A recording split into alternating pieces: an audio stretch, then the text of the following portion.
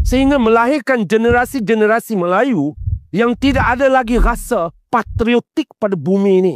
Sampai tak mampu nak berhujah dengan etnik-etnik lain yang kuat menyerang hari ini bahawa Melayu pendatang di bumi ini. Jawab.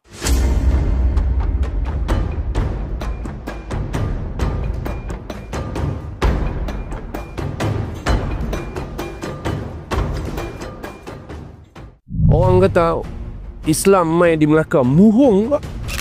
Islam mula sampai di bumi Kedah nak bang lagi.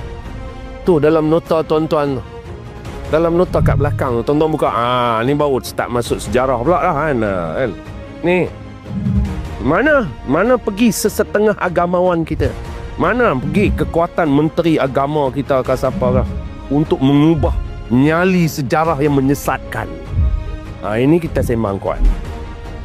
Ni ada dalam buku tuan-tuan, Agama Masyarakat Melayu.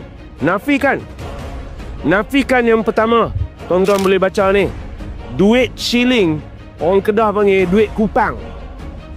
Ni duit shilling pulus timah belanja Kedah Darul Aman.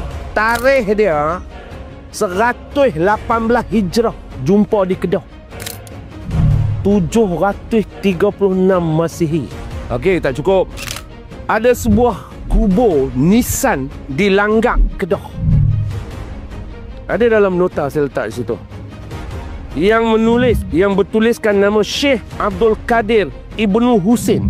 Tarikh dia 900 Masihi. Islam dah sampai ke alam Melayu.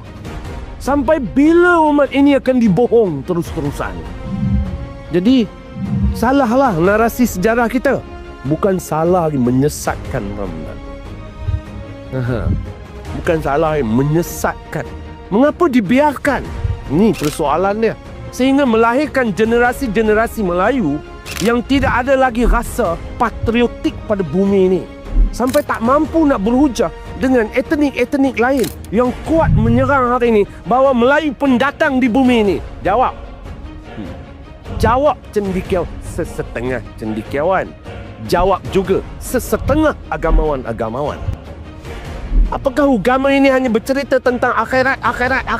Bukankah ini juga sebahagian daripada agama fardu kifayah? Mengapa masih bercerita tentang fardu ain sedangkan rumah umat ini sedang terbakar? Jawab.